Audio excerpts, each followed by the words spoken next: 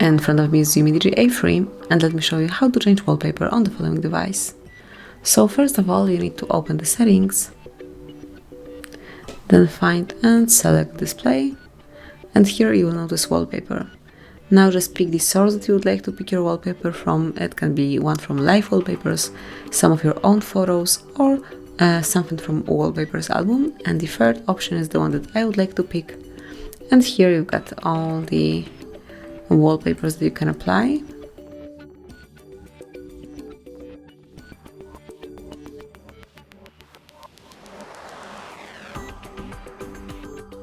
And let me choose, for example,